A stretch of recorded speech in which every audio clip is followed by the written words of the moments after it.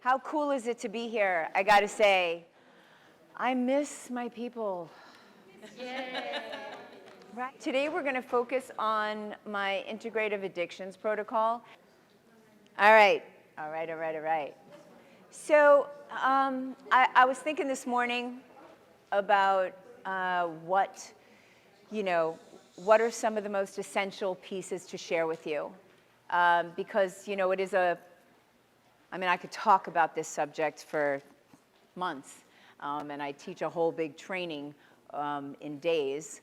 So I'm just going to speak to you as a fellow hypnotist and really talk about some of the essential pieces to my protocol, through the lens of our shared profession,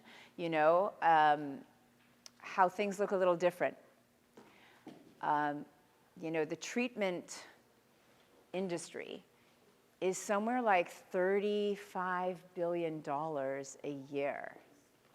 That is a big industry. The seemingly gold standard in this industry is, kind of the 12-step protocol, if you can call it that, as well as the idea that addiction is a disease. So first, I'd like to call bullshit on that, because the fuck? All they have to do is really look at how the brain learns and how the brain refines and how the brain is doing what the brain was designed to do beautifully. And that is streamline things. So addiction is a habit. It is a tenacious habit. It is a habit that knows how to hit all of the salient points in the brain, so it drives all activity to a real fine, thin outcome. But it's a habit.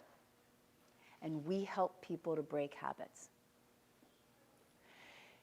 So the idea that addiction is a brain disease, I understand why it's useful. So I will talk about the pros and cons of things, right? It's useful because, especially in the US, if you can classify it as a disease, then you'll get funding. If you can classify it as a disease, then they can charge, the healthcare industry, they can charge the insurance industry. If you take away this idea that it's a disease, then you're going to lose a lot of money going towards, helping people with addiction. So I speak to a lot of addictions therapists. I do understand some of the perks that come with the medicalization of this habit. But the damage done to people, thinking that they have a brain disease, far outweighs the perks of having more medical funding going towards it. There are some hard truths that nobody wants to talk about,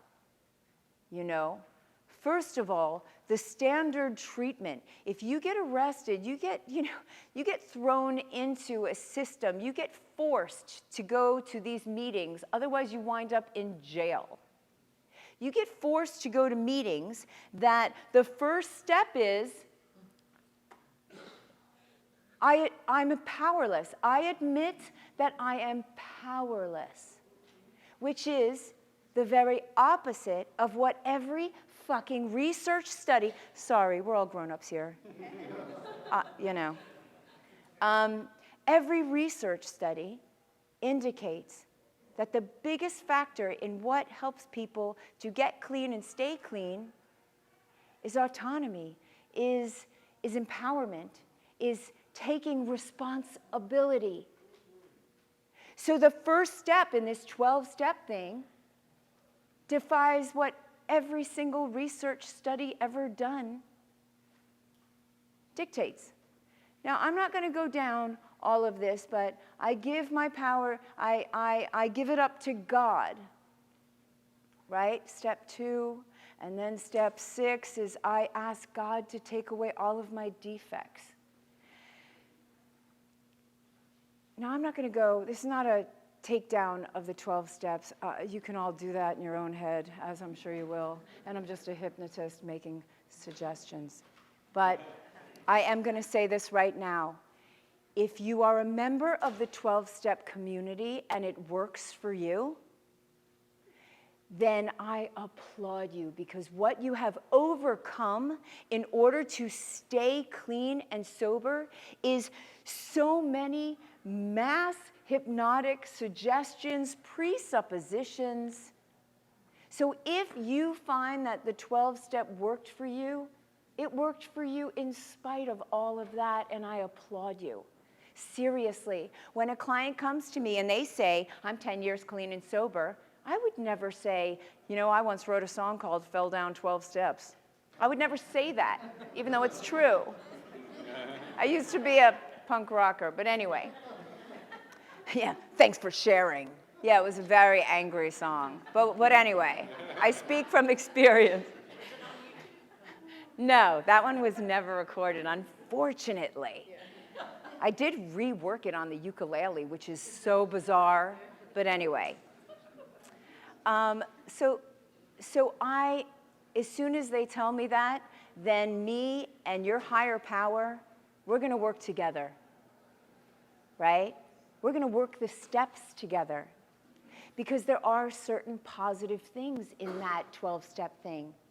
Taking inventory, the internal search, because one of the other things that all the research indicates on getting, getting over your addiction is not only taking responsibility, but really having meaning in your life. It's meaning, it's community. We are herd animals. We need each other. We have a brain that is wired to be social, to connect. So if those meetings give someone who doesn't have anyone connection and a community where they feel they're a part of something bigger, if it gives them a glimpse into a spiritual sense of self that's really connected, it's okay. I'm not, You can't, nobody can stop me. Okay, that's not true. My daughter can stop me in a heartbeat.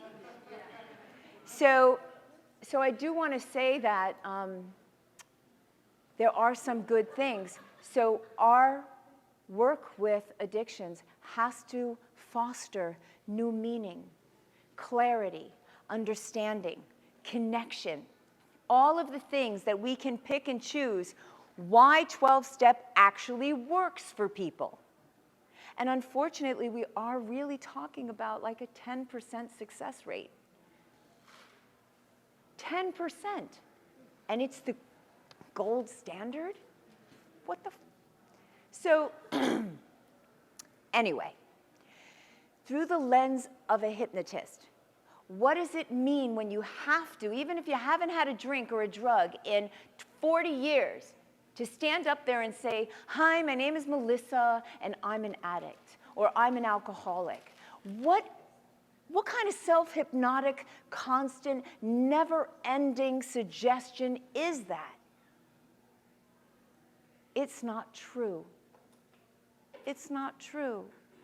What is true is when they study, and I mean something like, what was it, 20-some-odd thousand people, not people in the treatment industry, because the unfortunate story is you slash your you slash your possibilities by 80% of getting successfully over addiction if you enter the treatment industry. And this is the saddest thing of all, because as soon as they enter that, they either buy into some of these hypnotic suggestions that I have a disease, that if I even take one sip or smoke one joint or do one thing, that I will, and they say it, they hammer it in, you will spiral down to rock bottom and come back here. So if people take one hit, they've told themselves that this means uh-oh, I'm on my way. Might as well enjoy it. Might as well enjoy the road to hell.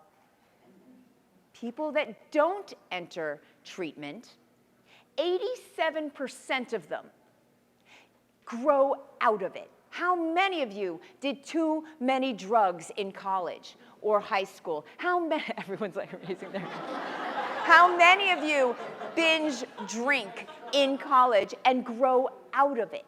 This is the natural progression. 87%. They get help because of their family, of their friends, or just on their own. They just decide it doesn't fit them anymore. Or they find something else in their life that's worth living for. They have meaning, 87%. Including smokers, by the way. People that quit cold turkey, it's up to 93%. They don't require any patch, gum, hypnotist even. They decide to quit and they quit. And that's one of the most addictive substances in your brain and body. You decide to quit and you quit. Now, I am not saying that it is just as easy to quit heroin, but it's easier than most people think. And the truth is, when they studied cocaine, heroin, all of those drugs that we have been primed and socialized to believe are in a separate class, in a category all by themselves. Junkies are a very degraded class of people. And those drugs are so maligned that there's, how could you get over it? Well, 87% of people that used to do a lot of dope, they grow out of it. They get over it. I mean, they say, you know, teach what you know. I know this. I know this to be true. I was a hardcore junkie for quite a few years when I was young, right? And I know what it's like to be kind of forced into the kind of detox and the rehab and all of that, forced into it, and then told that I will never get clean. I was told that if I didn't get on my knees, this was the exact quote to a very young punk rock version of me, that if I didn't get on my knees and pray to Jesus, that I was going to end up in prison or dead. Two choices. If I didn't get on my knees and pray to Jesus. Now, a lot of people in the addiction industry will argue that guy shouldn't have said it. I asked to speak to the manager, of course. I pitched a fit and was freaking out. And the manager said, well, he meant he meant God or however you see him. Because that's better, right? Yeah. To an agnostic, back then a staunch atheist. Back then. And a Jew. I'm like, fuck you, I'm a Jew. What the hell? And I mean, I do, I do like, kind of radical, hippie, liberal Jews. They're my people, so I like Jesus. But I'm not going to get on my knees and pray for him to take away my heroin addiction, you idiot. So, teach what you know. I know this to be true because when I did quit, here's another myth. And we, as an industry, we believe this one. I believed it for years. You can't change unless you really want to change. Nobody can make you change. Not true. We all believe that one. I spouted it for years and years.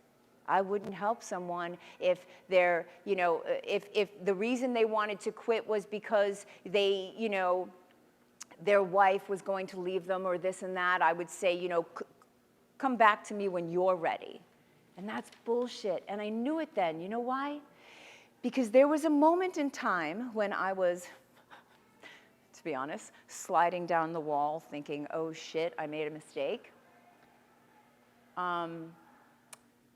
By maybe doing a little too much, where as I was blacking out, my first thought was, my mother can't handle this.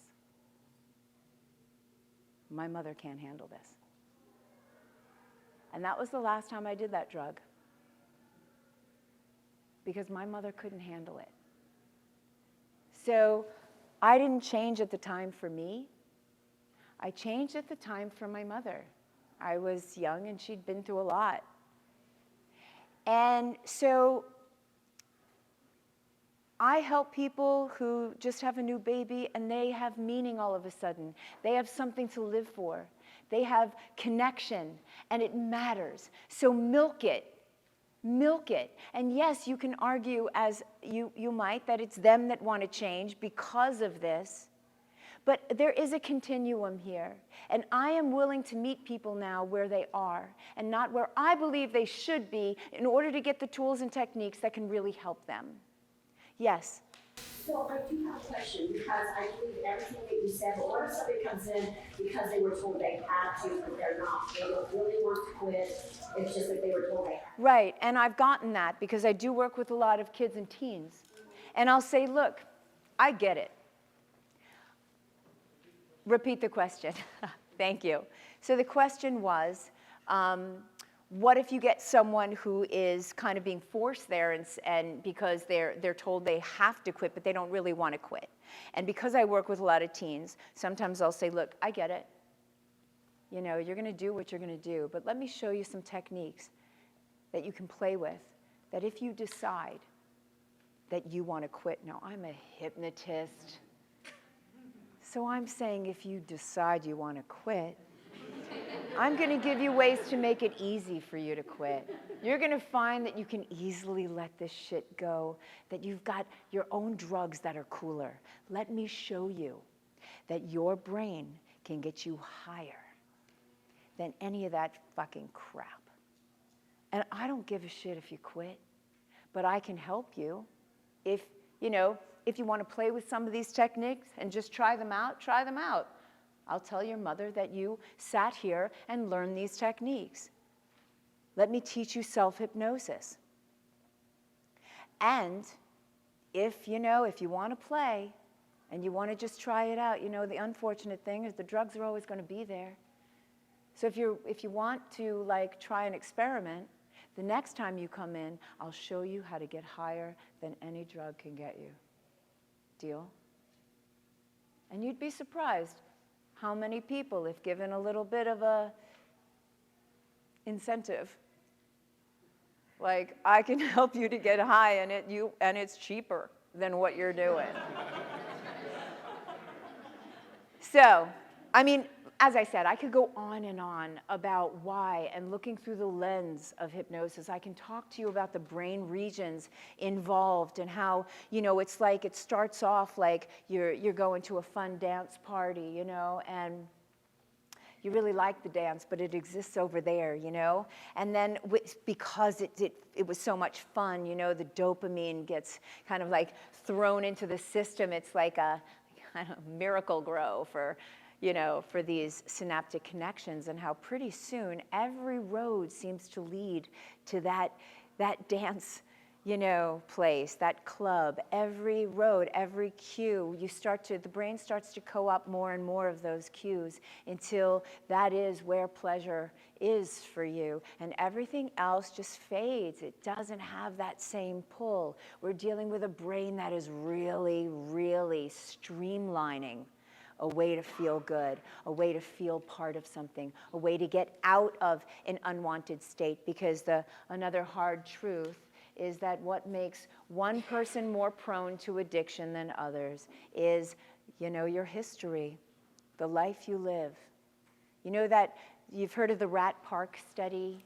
Yeah, most of you, but I'll just quickly go over it. They built certain ideas and got into our culture, right? They put a rat in a cage, and they gave them two levers. One is food, one is coke, right? Cocaine, I believe. And what they found was that rat would hit that cocaine thing until they killed themselves rather than food. So some guy designed Rat Park, where there were other rats and there were fun things to do, and you could have sex and you could have food and you could play games and you could have a community, and it was so rare that they ever hit that cocaine lever. Maybe once in a while they might, like your average person might do, blow once in a while, which is more true than not. which is the 99% of people that use cocaine are not addicts. Even heroin, and we never hear that story. We never hear that story. It's if you try it once, you're an addict. So none of it makes sense. I mean, it's a spiritual problem or it's a brain disease. But if it's a real chronic disease, how are you treating it with God? It doesn't make any sense. None of it makes any sense, and nobody even looks at it like that. Well, that's not true. There's a lot of great books out there. Biology of Desire by Mark Lewis. Write that down. High Price by Carl Hart. Write that down. You'll get it just by punching in Biology of Desire. And then some other one, Chasing the Scream, another great one, where it's all about connection. It's all about the need for connection. What the Rat Park study shows us is it's about the fucking cage you're in. And some people are in really horrible cages. We live in a society that really creates some messed up cages. So why wouldn't we want to escape? Why wouldn't we want to do something that makes us, for a little while, feel comforted, feel embraced, feel like we can check out? Of course we would. The whole Vietnam situation, where they were all addicted to drugs, of course, because look where they were, look what they were seeing, look what they were doing. That's a horrible cage. They assumed when they came back that we would be inundated with addicts. But less than 12% of those vets continued using once they came home. That's startling if the storyline that they would have you believe is that you can't, you'll end up in jail or, you know what I mean? So we have to look at the ACE study, which is childhood adversity scale. Basically, the more childhood adversity, whether it's, divorce, all manner of neglect, even just being ignored, makes you more prone to not only addiction, by the way, but diabetes, MS, a bunch of health conditions. Look it up, the ACE study. ACE. Yeah. So I'm just going to throw out those seeds, and now I'd like to talk about what I do and what you can do to help people. All right? Because as you see, I'm passionate about this. I could really go on and on disproving all of the stupid myths out there that make it really difficult for people to find help. Okay? But I'm going to calm the fuck down. Can you tell? I teach addictions, right? I brought my Nespresso machine on my back to Vegas. In case you couldn't tell, I take certain things very seriously. I can't leave my coffee up to chance. Which also brings me to this. A lot of people think of like addicts or junkies as, weak-willed. And, they just don't have willpower. They're just, blah, blah, blah. Let me tell you, there is not a single class of individuals that have the tenacity, the motivation, the stick-to-itness, like a junkie that doesn't have dope. They will find a way.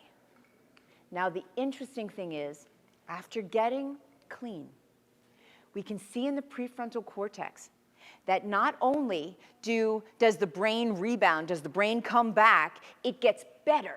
The areas of the brain dedicated to discipline, focus, all of that is actually enhanced in people that were once addicted and got over it. Their brains are better in certain ways. That's tenacity. We can work with that. We can channel that energy, that motivation, that focus, and if we can help them to get out of the cage they're in and into a better one, then this is easy. So there's 3 levels to my protocol, and honestly, there's 3 levels. Sorry, I'm trying not to trip because that would, I mean, it'd be funny, but maybe not for me. So forgive me for being this cowboy with this lasso thing going on, because I pace, and it's not just the espresso. I always say, I learned it's just an unconscious thing from my punk rock days that if you keep moving, nobody can hit you with a bottle. So I'm like a moving target, Anyway, sorry about that, especially for poor Ari trying to film me. So the first level is you've got to arm people, not just addicts, but anybody who has a habituated pattern of thinking, of feeling, of doing, of being. Arm them with different ways to interrupt the habituated pattern and rewire the brain. So the first level is self-directed neuroplasticity. And you all have a bunch of techniques that you love. I use a bunch of pattern interrupts. For those of you that have been in my classes, maybe you've been in the self-directed neuroplasticity class or the anti-anxiety toolkit or anything like that, you've seen that I have these 3 levels. First level, arm the client to change their own brain, that's self-directed neuroplasticity. Second level is work with the client to neutralize triggers, to condition in how they need to feel in those moments. Condition it in, right? Fostering a different kind of neuroplasticity, right? Through sometimes utilizing therapeutic memory reconsolidation.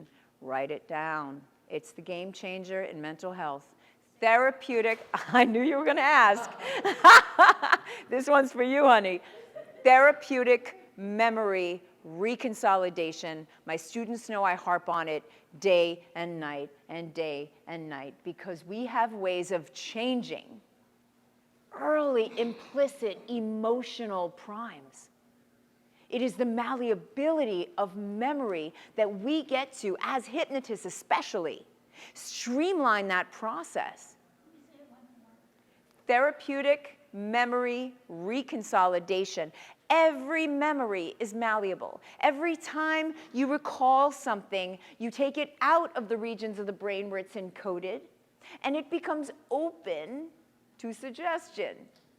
It becomes malleable before being reconsolidated. Now, this is every memory. This is how memory works. It's what I always say is it's like a Word document. You open it up, even if you just make a period or a comma. When you save that document, you only ever have access to the latest version. Welcome to your memory. They say, a neuroscientist said that the best way to preserve a memory is to never recall it. It's true. Now, therapeutic memory reconsolidation is different. It's when we do what we do so well, which is to access a memory, light up the neural network of that memory, and then interject change, okay, what they call a prediction error in the brain, a mismatch or disconfirming information. And that's what most of our techniques are designed to do. What happens in those moments is beautiful. There's a synaptic unlocking of that memory that happens when the prediction error is in place. And so it gets reconsolidated differently. What we are changing is not the episodic kind of semantic memory. What we're changing is the emotional track of the memory. You can remember that you used to have this phobia, but you don't feel it anymore. That's because of therapeutic memory reconsolidation. Seriously, I'm throwing out a bunch of seeds. It's up to you to tend to them and water them. And that is one you should definitely dive into understanding because it is at the essence, underneath so many of the techniques that we use. You want to better understand why that is working, why that re-imprinting is working, timeline is working, regression to cause is working, EFT is working. Now you know. So there's 2 levels there. we've got the self-directed neuroplasticity, and the way that I say this to, how much time do I have? I'm speeding it up, and it's not the espresso. Stop judging. Oh, I have a lot of time. I'm from New York, in case you couldn't tell. I tend to be fast. All of the techniques that I give in my self-directed neuroplasticity frame can be done in under a minute. As a matter of fact, this is kind of silly to say, because I never thought I would hear myself say this. I just joined Instagram, and I have this like Change in a New York Minute series with all of these little things. Yeah, so what do they say? Join me on Instagram. No, follow me on, don't follow me. I think that was one of the things that I don't like about it, like followers, what the fuck? So how about just join me on Instagram? Anyway, so you'll see a bunch of these little techniques that are part of the self-directed neuroplasticity frame. And they can all be done in under a minute. You've got to make the solution to a craving easier and faster than a hit. And if you can do that, then you can rival the devil that they know. You need to be able to not only stop a craving, but the emotions that tend to lead to the craving. It's vital, because there is a reason someone is doing drugs. There is a reason. There's a positive intention underneath every single behavior. We all know this. It's part of what we do with people. We find out what that is. Don't think for a moment that that drug or that drink isn't doing something very valuable for them. I never take something away that's doing something valuable without giving something better in its stead. Seriously. So I tell them like this. The first level, right, whenever I'm working with someone who's addicted, I say the first level is you're going to be able to stop it, right? We're going to change your brain. You're going to be able to stop it, whatever it is. If that's the craving, if that's the feeling of loneliness, if that's the stress, if it's the anxiety that leads you to use, any and all of the symptoms of withdrawal, you're going to be able to stop it. And then by stopping it, you're starting to create new neural pathways. So many of you have seen me do this visual because it works for people. This is your habit road.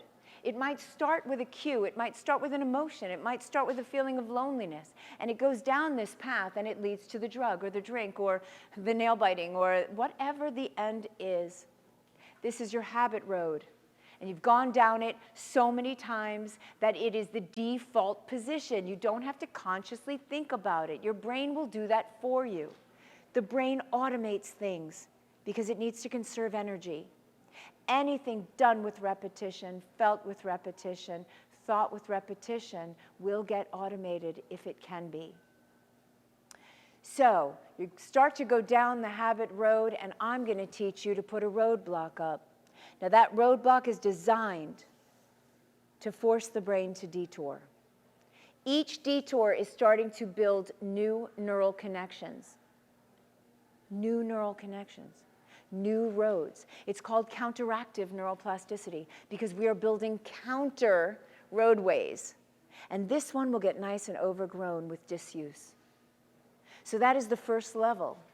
And some of the roadblocks that I use, right? Do you know bilateral stimulation? Yeah? Yeah? Bilateral stimulation, roadblock. Faster EFT, roadblock. Peripheral vision, roadblock. You know that one? That one's really, it is my go-to position. It is my shift out and shut up inner mantra, especially for our crazy world that we happen to be living in. You know what? Here, let's do it. Let's do it. Find a spot to stare at. You find a focal point using foveal vision. Bless you. That is the attention, the focus of attention. Foveal vision is that kind of tunnel vision. That is the stress response, the hyperfocus. So that's what you're doing. You're focusing in on a spot. Now, gently, without moving your eyes, become aware of your peripheral field.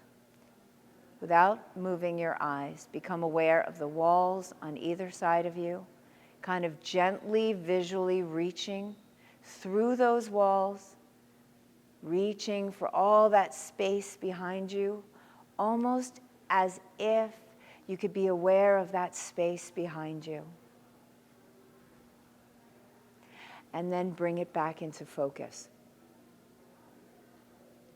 The reason I teach this, as I'm looking at you guys, as you can feel, is you get a little spacey, but because you start to dip into the parasympathetic nervous system. But the reason I use it is because you shut up inside your head. It's the perfect pause button, right? You're starting to feel anxiety or stress or a craving. Shift out and shut up. Because the truth is, a craving and an emotional state has a duration of 90 seconds at maximum. Doesn't feel that way, right, when you're angry for an hour? But that's because every time the emotion spikes, if you simply shift out and shut up for 90 seconds, you get a reset. If you do any one of the techniques for 90 seconds, you get a reset. So you've got 90 seconds, but how do we feel that we feel something for longer, right? Is we remind ourselves of the bullshit. So it starts to peak the craving, and when it would normally just flow, if we would leave this shit alone, if we go, God, I wish I had the thing. What am I gonna do? Oh no. It doesn't have to be a craving, it could be anger, right? Somebody pisses you off, you get angry. If you just notice it, or shift out and shut up, or tell them to fuck off and walk away and then shift out and shut up, because, we're people. It'll go and it'll flow out. But instead, what do? We feel the anger. And just as it's about to flow away, we go, that son of a bitch. How could, you know what I mean? Like, just as it starts to flow out, we're like, I should have said this. We all know that one, don't we? Why didn't I say that? And we talk to ourselves. And we keep hitting it again and again, because that, in and of itself, is a drug. We are always on drugs. That's right. Always on drugs. What drugs do you want to be on is the question. Not get off drugs. Our brain makes drugs every second. Every emotion makes a drug, a chemical reaction. And the thing is, the habituated states, the habituated chemical cocktail that we swim in, forces cells to divide with a higher propensity for that particular cocktail, with more receptors for that particular type of cocktail. But anyway, so first level, self-directed neuroplasticity. You tell your client, I'm going to hand you a bunch of ways to stop it, and then to begin to change your brain. Think of it like this. You're going down your habit road. It's easy to go down. You've practiced it like anything else. So now you've got to be as tenacious as you were trying to score drugs. That means anytime you're feeling any of that unwanted emotion that tends to lead to the craving, you start to go down that road, you're going to put a roadblock. And these roadblocks are cool because they feel good. They get you to a better state. And it forces the brain to detour. So bilateral stimulation, faster EFT, peripheral vision. Notice what way it's spinning. Spin it backwards. Any and all of the techniques that you use that are quick and easy to teach. The metaphoric two-step, where is it in your body? What is it like? What has to happen to that in order for it to change? All of these, right? And if you go even on YouTube, I think I've got like a bunch of those where you can see those if you don't know them. And collect things. I'm a collector of shiny toys. I love new techniques. Anything that's going to make it simpler, faster for my clients to empower themselves to change their own brain is okay by me. The next layer is where we neutralize things. And if you don't know, some way to do that easily, I'm teaching another workshop. I'm not sure when. Monday. Well, that's a full day workshop, yes. But I'm not going to pitch that because it costs money.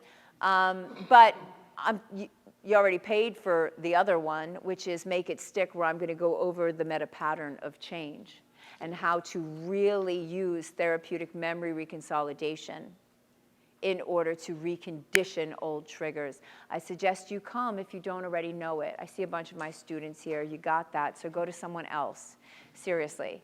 There's so many great things going on. If I could go to someone else during that hour, I probably would. It's true. How cool is this freaking conference? So much, you're like, what do I choose? It's hard. I know, I had to do a parts integration.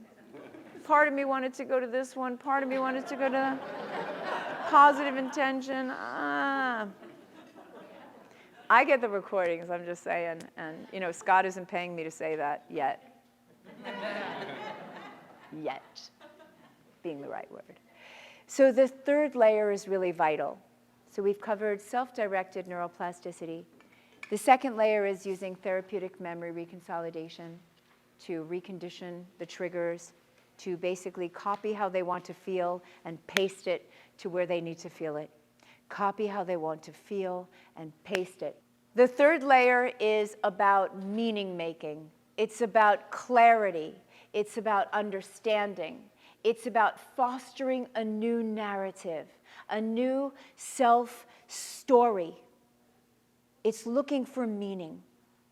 So this is where some of our deeper processes come in really handy. The wise advocate process, or just dropping them into a deep trance and asking for clarity, looking at the whole story arc. Think of things like Ernest Rossi's mirroring hands. If you don't know that one, you should, because Ernest Rossi's mirroring hands. And even if you don't actually use the hands part of it, the part that you can throw into any trance that you're comfortable doing is basically giving space and room, holding space for your client to get a full unconscious review of the origins, the history, the implications, the connections, and anything else that might be useful for them to understand about this addiction. Give them time. And then suggest that their unconscious mind can do a full-on review of all of their strengths, their resources, the tenacity they have, the lessons that they can take away from having had this, and how having had this can make them stronger, and give them space. Sometimes the best we can do is open the door and shut the fuck up. And this coming from someone who rarely shuts up, except when I'm doing this work. You don't have to fill up all the space. You don't have to come up with the most clever nested loops and therapeutic metaphors. You don't have to come up with the essential pattern script. You don't have to stand outside of trance telling them what they need to know or do. Let it come organically. That's always the best way.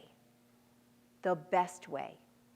I always say one of the biggest differences I see in my approach to hypnosis is that I never stand outside of hypnosis making external suggestions to someone, right? You should do this, you should do this, you should do this. Instead, I go first and I invite them to come with me. So it is really, it's an invitation and not a command. Change really happens the best, especially with addictions when it comes organically from the inside, because people need power. It is the powerless that typically fall prey faster. It is the maligned in this society. We live in a society that favors some more than others. And don't get me started on that shit, please. So we need to give people back power, not just the power to change their own brain like self-directed neuroplasticity, but the power to learn from themselves, to find the inner core of what's important to them, what in their life will give them meaning. It's vital. All right. Well, first, let me stop here because I've just given you, an hour's worth of stuff. And let me take some questions because I like a conversational approach to teaching. Yeah. What are your opinions about smart recovery? One of my opinions about smart recovery, I think it's much better than the 12-step.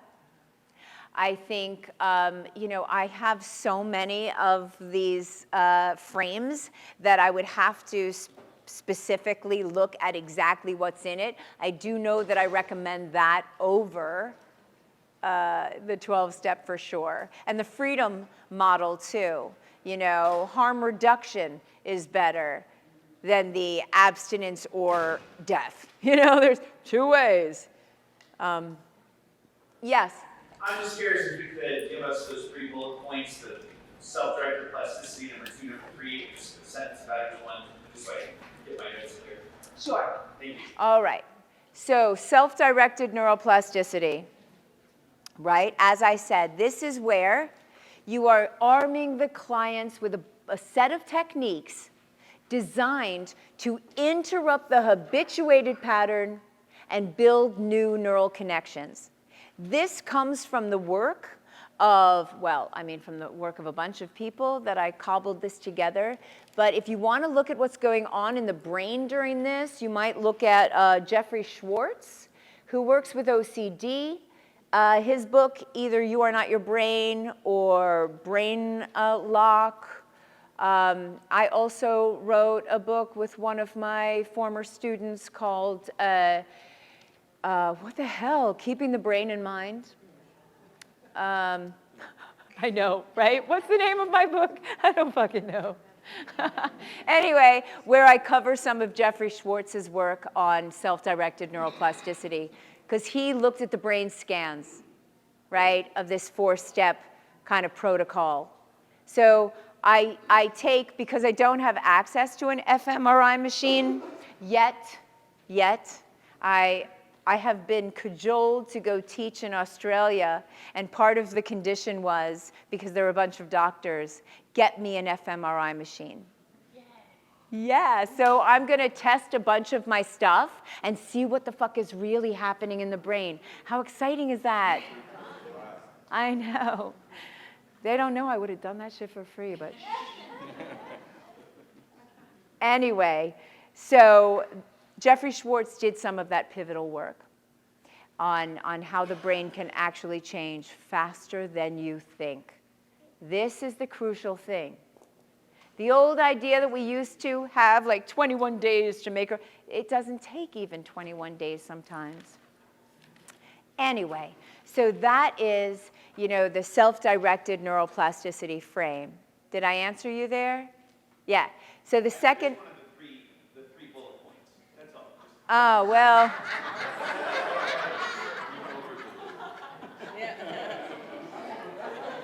I over-deliver, right? That's, they say you leave them wanting more, but I don't seem to do that.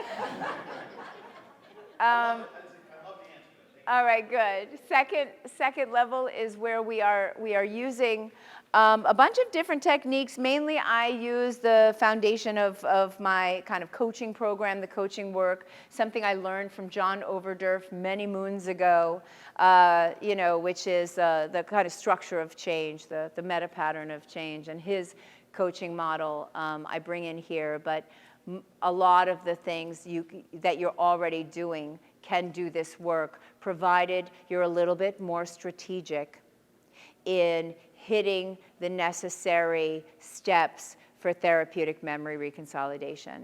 Because if you don't light up the actual neural network associated with the problem, then no matter what great resource, what great trance, what great state change you can do, it doesn't get connected to the neural network that needs to change. So you've got to be a bit more strategic in understanding the essential components in therapeutic memory reconsolidation if you want to really not only change the immediate behavior, right? How I feel when I look at the, the bar sign, or the, how I react when the waiter says, "Can I get you a drink?" Or whatever the triggers for that individual is.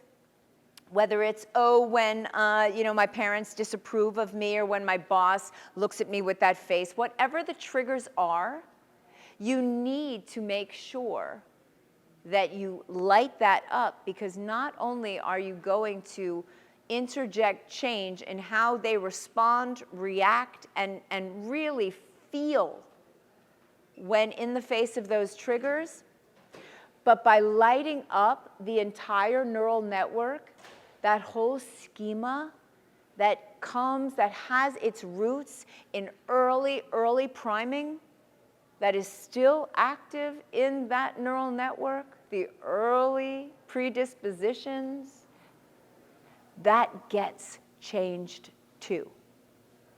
So we can really do strategic, specific, practical neuroscience and change the early, even pre-verbal emotional primes that are at the root of what makes some people more apt to become addicted than others, right? The third level is the meaning making, the clarity, the insight, the understanding, the helping our clients to build a new cage, or rather break out of the cage they're in, right? To look for a new narrative to help them to create that, to look for opportunities to connect with others that isn't sitting in a basement talking about rock bottom stories. Because what kind of mass hypnotic, spell is that? No, my rock bottom's worse than your rock bottom. And the only way I get any type of attention is if I share that shit over and over. What do we know about self-hypnosis? We live the stories we constantly tell. We live our stories.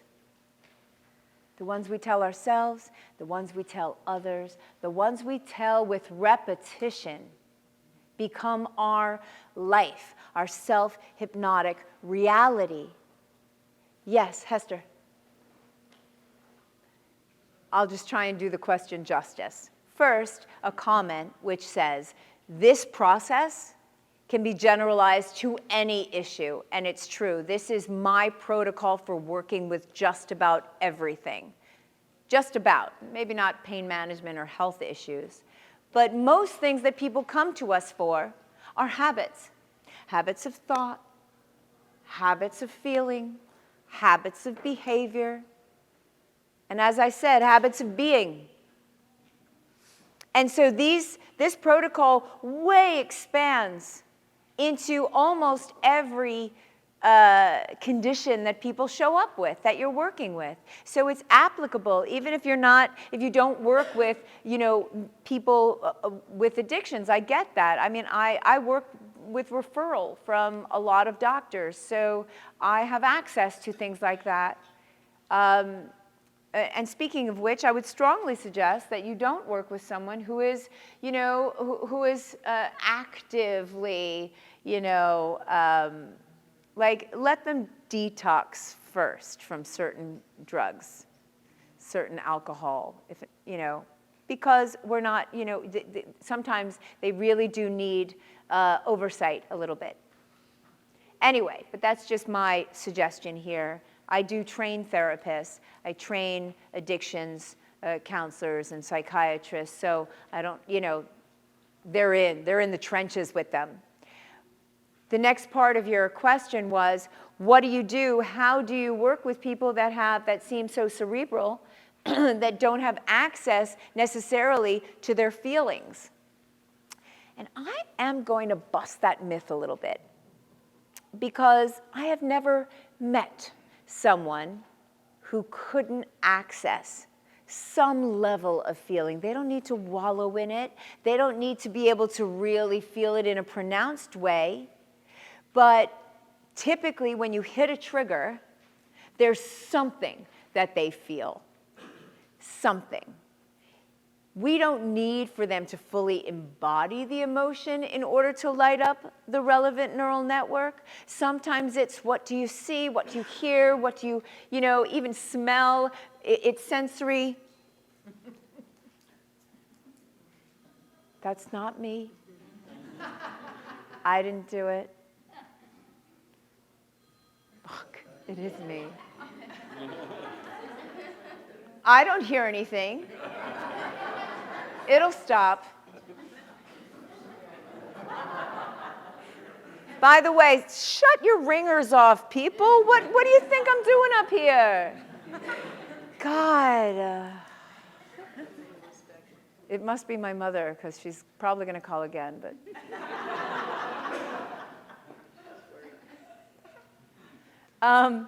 so, we can drop them into trance, because trance is an amplifier. So luckily, we actually do have tools if you do encounter people that really have a hard time feeling the feeling. And while I typically don't suggest putting people in trance to feel a negative kinesthetic, occasionally I will. If they're saying, I really can't feel it, then I'll say, well, I'm sorry, what was your name again? Yes, you just drop a little deeper into there, da, da, da, da, and you do it quickly. You just need to light it up. Don't dwell in it. Don't linger in it, because you get what you focus on, and you're reigniting that negative K. If you do it strong enough, then you're going to have a harder time knocking it down. Also, as I was talking in my pre-conference, and you might have heard me mention it before, there is something called the quantum Zeno effect, and it comes from particle physics. And it is basically what they find is when you constantly measure, constantly check in and measure a subatomic particle, you slow down the rate at which it changes. That's right. They call that the physicist version of a watched pot never boils. By the way, that's not true. Of course I would, sat there watching the pot until it boils, because I don't like... But it takes longer. It does, and we know it's the quantum Zeno effect. But then, I think in 2005, Henry Stapp, S-T-A-P-P, maybe that's his name. Stapp is the last name. They did some studies to focus this on not just particle physics, but human behavior. And what they found was indeed that which you constantly check on, you stabilize. It lasts longer in the brain. So that is why I prefer not to focus so much on the negative emotion, especially amplified in trance. But think about what that means. That is also why I typically don't let my clients continually tell their problem story over and over again, certainly not with the same emotional resonance, because then what are we doing? That's right, we're reinforcing it in the brain. So when people are measuring, or they're constantly checking in to see, to talk about their problem, to check in on their problem, another problem with the traditional treatment program. It's a constant relighting, Relighting, is that even a word? Relighting up of that neural network, and just kind of stabilizing it, reinforcing it. Anyway, yes? So What about sugar addiction? It's the same frickin' thing. You have to arm them with different ways to interrupt the cycle. If you're not, then whatever you do, even though it's great, it has a very short shelf life.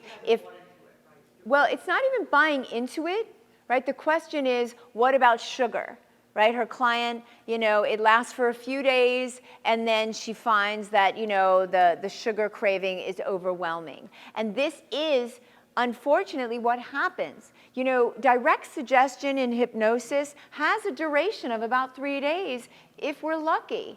That's why I teach every client on the very first, wow, how did I forget this? On the very first session, self-hypnosis. They need to keep reinforcing it. Now, let's take self-hypnosis and put it in the first level of self-directed neuroplasticity. Because I know my students are tired of hearing me say certain quotes, but get over it. Not everyone has heard. Rick Hansen has this great quote. He says, you can practice an emotional state until it becomes a neural trait. So self-directed neuroplasticity, right? I'm also putting self-hypnosis into that frame because all of the techniques are designed to stop it, right? Stop the craving, stop the negative emotion. The self-hypnosis is designed to start something, how they want to be instead, to start to use mental rehearsal, as we know rehearses the brain. We know the efficacy of that, and put that in with this self-care. So the very first session with a client is to teach them at least 3 roadblocks and self-hypnosis, because that right there is a system of brain change. And if it's all you did and they're tenacious, it's all they need.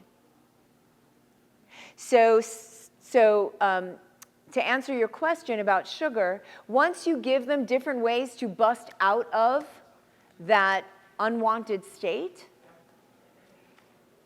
it's a game changer. And you can't tell me that sugar is more powerful than heroin.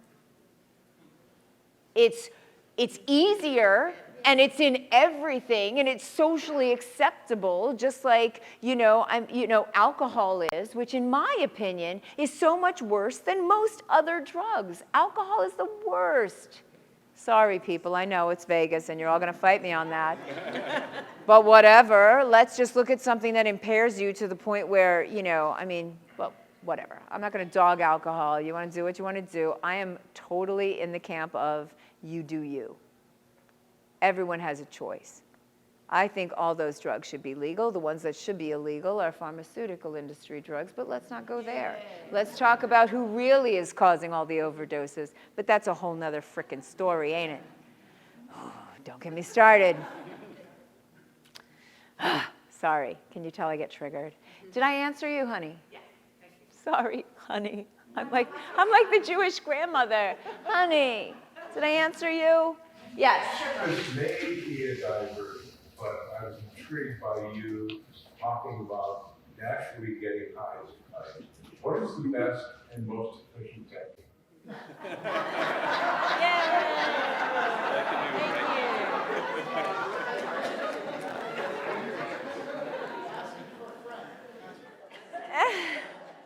Yeah, you're asking for a friend, right? So the question was, it might be a diversion, but of course a pleasant one. But I talked about natural ways of, provoking the brain to do what it does beautifully, which is drugs. The brain does drugs beautifully. And what are some techniques to do that? Well, the easiest one that I can say for that almost every one of you already knows, how about I start there, is revivification. And if you don't know that word, I don't blame you. I hate it. That word, not only is it hard to say, but I tend to imagine dissecting frogs. And it's a horrible image. But it just means reliving in a very visceral way a previous drug experience. It's funny, I used to do this in my workshops. And I would say, all right, everybody, let's get ready to do drugs. And everybody was like, what? And I would say, pick your drug of choice. And then I would walk them through a very thorough remembering. So even part of my insomnia protocol, some of you probably have seen that over the years. I've taught it here, I think twice, my sleep protocol. We install an Ambien button. We recreate it viscerally. So think about it. You have someone in trance. You say, imagine you've just taken that hit or whatever it is. How do you feel it first? How do you know it's working first? And they'll say, maybe I feel this feeling in my throat. And you say, and as you're feeling this feeling in your throat and you know it's taking effect, you feel this feeling, what's happening now? And then they give you the next step and you loop it and it becomes this co-creative, really nice trance induction, and then anchor it, right? Anchor it. And anytime you need it, you hit that anchor, you start to feel that feeling. And in my workshops, I used to look around, and my favorite game was, can I guess what drugs they're doing? I'd like walk around looking at my students. I'll never forget, I had one young psychiatrist in my class, and I'm like, pretty much I can peg most people. I'm like, yeah, that's alcohol. That's definitely some downer. I don't know what that is, but that's a downer. That is definitely speed. And then I'm like, what the hell is that one? And I'm looking at this like, you know, the eye, the REM activity, the big smile, the flush of heat. And I'm thinking, what drug is that? And it was a psychedelic drug that I hadn't heard of, which was news to me that there was a psychedelic drug I hadn't heard of. Look, I've been obsessed with altered states since I don't know, 3. And I used to spin. Remember? They should have known then. They should have known. Funny how things work. Anyway, where was I? Yes, revivification. Revivification. So you kind of create that loop. So this doctor, he gets out, and I'm like, what was that? Right? And it was some psychedelic. And throughout the rest of the class, whenever he would ask of, one of those, but what if, but what about, you have to kind of defy a lot of your training if you're, in American, like, medical school and you're training to be a psychiatrist, because it hasn't really caught up with the neuroscience that, these things are not solid. These are not traits that last a whole lifetime, that these are not personality disorders that you can't grow out of because the brain is always changing. So anyway, whatever. I could go on and on. But every time he got like that, and I could see the cognitive dissonance between all of his training and what I was saying and what he had just experienced in a breakout session, that's the thing. You've got to experience how quickly and rapidly our techniques help people to change. And so I could see the dissonance. And every time I could see he was suffering a little bit, right? I mean, that's a lot of money to spend. You know how much education costs in this country? Now add medical school. And then interning where you don't get paid. But anyway, whatever. So there was a little pain there. Every time I would feel it, I'd be like, hit the button, doc. Just hit the button. And he'd be like, he would go from this and he would hit it. I remember it was on his thigh, and he would go. And it all made sense again. It all made sense. So that would be the best way that you can do that easily. I mean, I have spent years designing I taught it here one year. Was anyone in my hypno-psychedelics? It was trippy. Yes, it was trippy. So I've created a set of hypno-psychedelics. I actually have a workshop coming up over Zoom in August. Fuck, is that selling from the front? I'm not selling, I'm just saying. Please give us details. It's called hypno-psychedelics. It's a practitioner training. So it's how to use this with your clients, where to put it, how to create massive meaning and connection. How do we achieve? I think it's the 20th, 21st of August. Anyway, thank you. Someone over here had their hand up, and you've been very patient. Yes? So I'm brand new to all of this. Yay! We love newbies. Welcome to the minefield, good sir. It is the coolest place to hang out. Yeah. If a client comes to you and says, I've been through 12-step program, I love to drink, I don't want to quit, I just want to go from 12 drinks a day to 3 drinks a day and I'm cool. Okay. My goal is their goal. What do you want? Now, I might tell, so the question is, if somebody comes in and, they've been through the 12-step program, but the truth is they don't want to stop drinking, their request is, I want to cut down. And I do this one all the time because, look, is there anyone here that feels, especially after last night, that maybe you drink too much and you'd like to cut it down a little bit? Come on, people. Fine, don't admit. It's okay. I'm not judging. But a lot of people do want that. So his question is, do you try to get them to abstinence? No, it's not. Who the hell am I to tell someone how to live their life? My job is to help them to achieve the goals they want. Now, I might tell them that, if you want to go from 12 drinks to 3, that it's typically easier, and I'm going to show you how, by sipping on 1 drink, you can get the feel of doing 3, and then you give your brain a little break to start to rebuild some of the synapses, some of the areas in the brain that have gone quiet due to inactivity. Nobody wants to look at the brains on alcohol.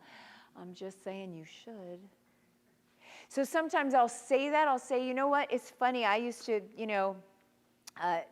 do shots of tequila and things like that. And then I actually looked at some brain scans of the brain on alcohol, and it talk about sobering. But what I say is, I'm going to help you to achieve whatever goal you want. But for your waistline, for your brain, you might want to go for 1 or 2 rather than 3, because at 3, you kind of cross the threshold of prefrontal, cortex-driven thought, and it's harder. I try and help them, so I might share some information that might help them. If I say, well, let me just run this by you. If you could feel the way you feel on 3 drinks with just 1, does that sound like something you'd be down for? I've never had someone say no. No, it really has to be 3. I've never had someone do that. But if they did, I'd say, all right, let's go for it. And then I work with them to achieve that. I give the clients the change they come in for. This is what I'm always harping on with my classes. Give the clients the change they come in for, and not the change you think they need.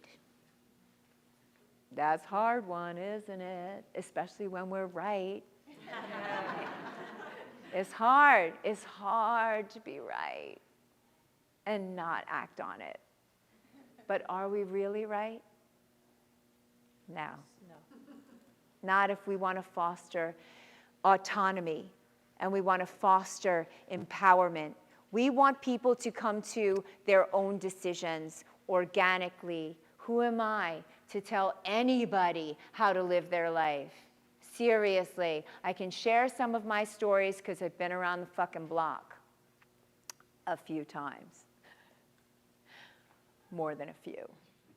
And I might share those as little therapeutic metaphors. And my students over the past 3 days, and my students know that when I do share something like that, it's not to push something onto the client. As a matter of fact, I'm really constantly talking about this trance bubble that we have between us. And if I'm going to offer up a little story or an anecdote or a little psychoeducation, I'm going to back out of the trance bubble and offer it here. And then they can pick it up or not. Anyway, you have a question. Yeah, it was just with that, when you said 2 drinks instead of 3, does that matter when you were saying that that 2 kind of affects the brain already? Does that matter the size of the person? Because I've heard that before, like if they're taller, they're bigger, So the question is, when I suggested 2 drinks instead of 3, does that matter with the size of the person? because we've heard that if you're of a certain weight, then you can be fine with 2 or 3 or whatever. No, it has nothing to do with that. It's really about decision making and where you are in the neurological continuum of good decisions. Right? We all know that you shouldn't go to a supermarket hungry, like I did the other day, because we don't make wise decisions. And 2 drinks in, you're not really at your best decision-making thing, right? It's like, I feel good. I'll feel even better with another one. I know. I used to drink tequila. If 3 shots was good, I bet you 4 shots would be better. You know? I mean, I get it. I had my protocol. You had your hand up, and then you. Do you know of any that gives us a percentage of not hypnosis versus using hypnosis in recovery? Do you know any research in regards to that? You should do some, Melissa. Well, and the question was, do I know of any research that looks at, using hypnosis for recovery versus not using hypnosis for recovery? And the answer is no. When it comes to research, you got to look at, who's funding it. Really look at who's funding it. Follow the money, honey. And there ain't no money in teaching people that they can use their own minds to get better. I mean, obviously there's money in it for us, but no real, corporate kind of, if the pharmaceutical industry can't synthesize it and bottle it, then you're going to have a harder time finding money. Now, maybe Andrew Huberman, who is a little bit more open in his lab, and he's a big fan of hypnosis. If you don't know Andrew Huberman, his podcast is great. He's a neuroscientist, and he quite often has hypnotists on there. He's also a deep trance subject. You can see it. Yeah? When he goes into hypnosis, I'm like, ooh, no wonder he loves it. He can do lots of fun things. Huberman, Huberman. Yes? Okay, so you said natural ways to get high. You said you did that. Yeah, that worked. Was there anything else beyond that for natural ways to get high? Yes, of course there are. I know. Ask the woman with the purple hair, the pink hair. So I've created, the hypnopsychedelics. It uses a lot of trance and a lot of breath work and a lot of different ways to change your state. And you don't have to take my class. A lot of these pieces that I pull from are readily available. If you do a Google search for psychedelic breath work, you'll come up with holotropic breath work and some other things. So there's one way. You can do trances that have a lot of inductive suggestions, right? Expanding out kind of into the field. And that too can create these states that mimic some of the really good resource states for some of these drugs, which make people feel interconnected to something bigger, even if that something bigger is their own unconscious mind, which is big, right? Remember, level 3 is you really want to give people the ability to have meaning, to develop these practices where they can really kind of transcend the humdrum, everyday waking consciousness that they're usually doing drugs to get out of. So those are some, and in hypnosis, those are some of the main ways that you can do now, even. Does that help? Yes? 2 questions. Is that all? Is that all you're asking? I mean, is all you're asking is how do we fix our family members? All right, let me address the question. I'll try and repeat the first part first. which is how do you interrupt people from telling their same old story with the same old emotion so that they don't reinforce the old problem network and begin. So one of the, I mean, if you've ever seen me work, I just say stop. It's one of my go-to positions with a client. But I say stop, let me explain why I'm stopping you. In my world, psychoeducation is key. It's key. So I say, stop, I'm going to be really interrupting you. There's a few reasons. First, that story you're telling, that you've been telling, if every time you tell it with those emotions, you're reinforcing it. And today we're starting to rewire your brain. So as soon as you start to go down the old road, my job is to interrupt you so that your brain gets used to me interrupting your patterns. So when we get to the big things you really want to change, it'll be easy. So not only do I use psychoeducation, but I use them as little containers for embedded suggestions, for building expectation, belief, hope, as well as teaching the client that what they've been doing has gotten them the brilliant results that they've been practicing. And now we're going to switch it.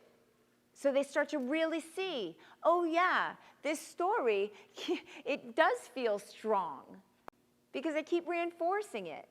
You're basically practicing it. So I stop them and I explain. I have a bunch of different ways I do this. I mean, I can be quite obnoxious. So like if I do that and the client continually starts to dip in and I'll say, stop. I used to in my office have a sign that says $5 charge for whining.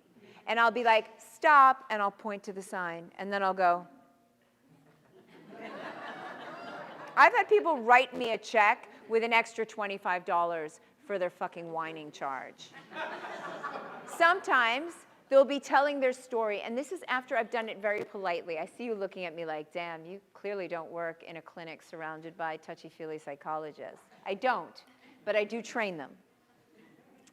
So sometimes I'm always going for laughter. I'm always going for anything that's going to allow someone to look at themselves with laughter, but also that aha. So sometimes, here, this is good because you know what? You've been sitting for a while, and we need to move our body in order to integrate everything you're learning. So here's another one I do quite often, right? Everyone stand up.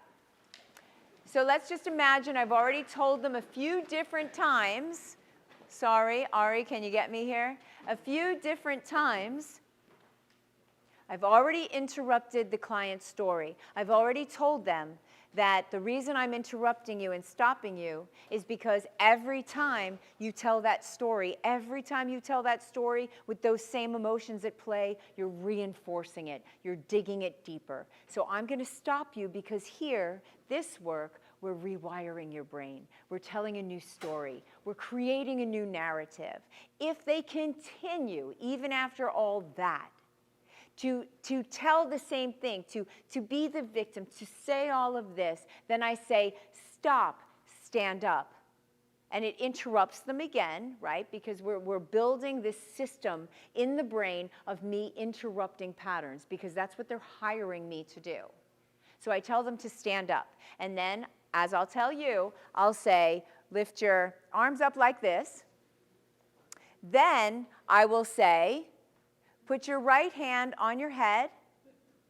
I want you to look up at your left hand, and now you can finish telling your story.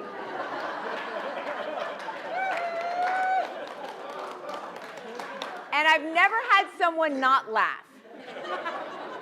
Never. You can have a seat now. One of my students gave me like the world's tiniest, beautiful Stradivarius. And I have been known to say, stop, put out your hand. And then I put that tiny little perfect, beautiful violin in their hand.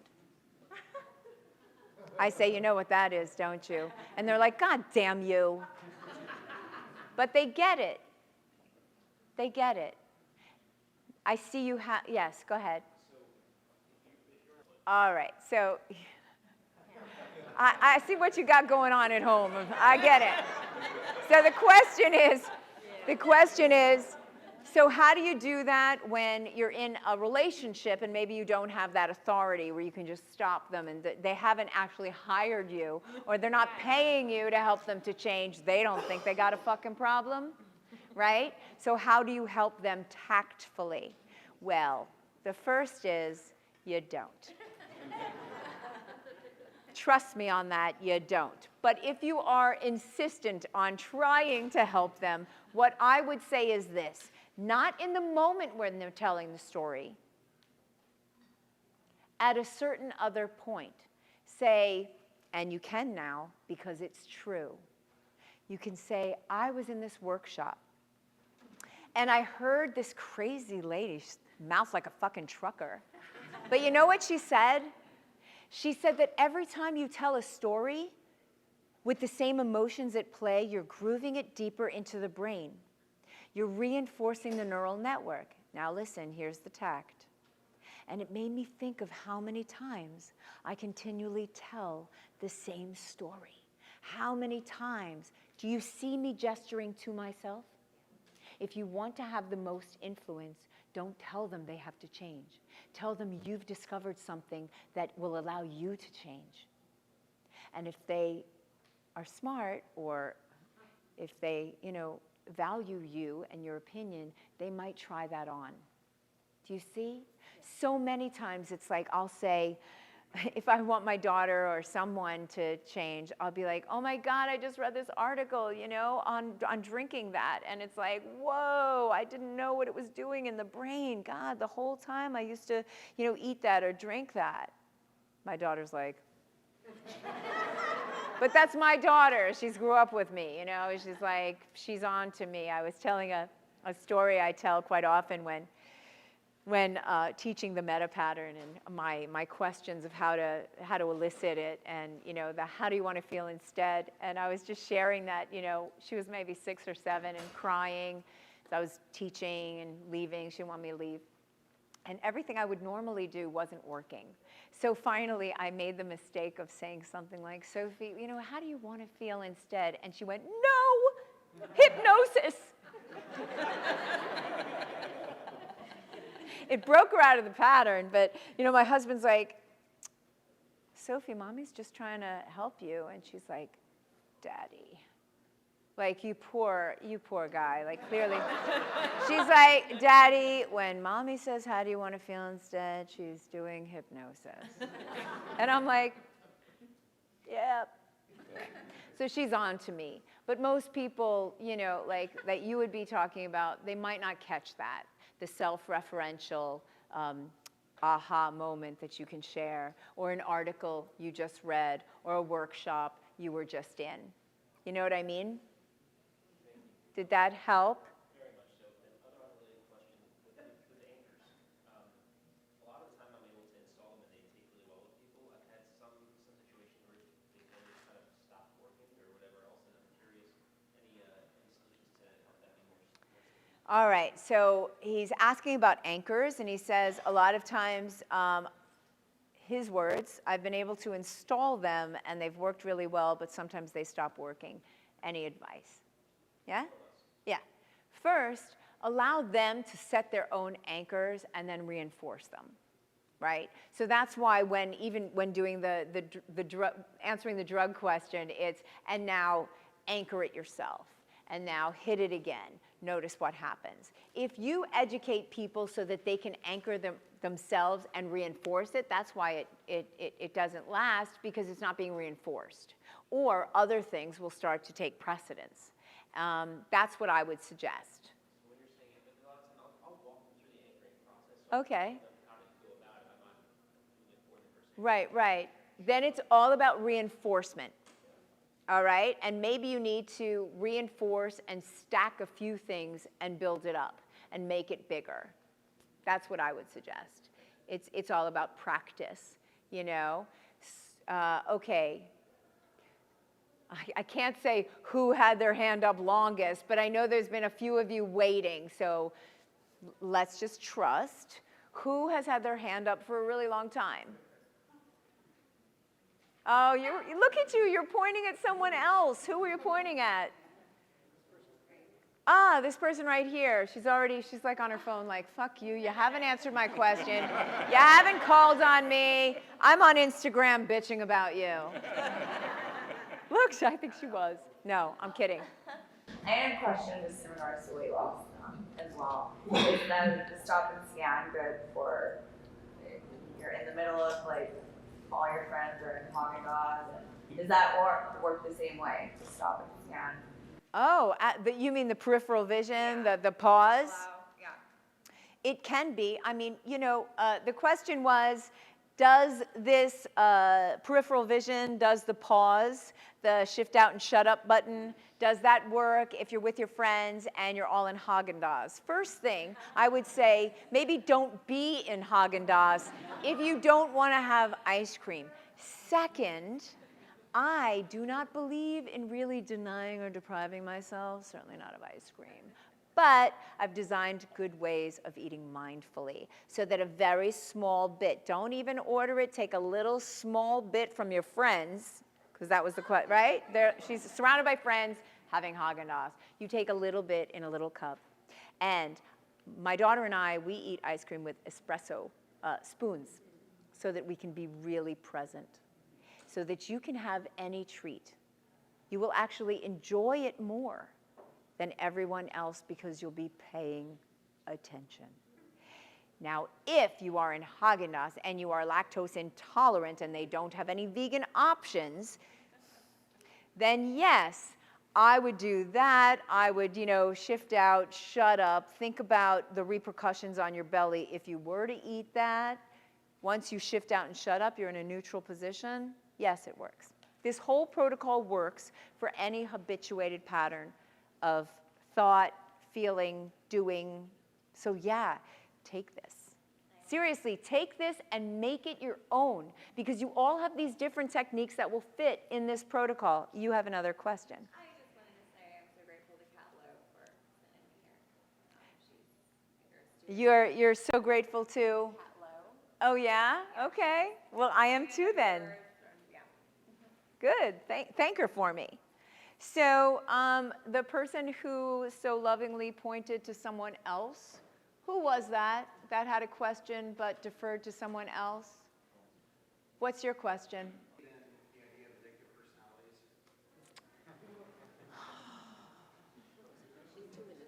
Do I believe in the idea of addictive personalities?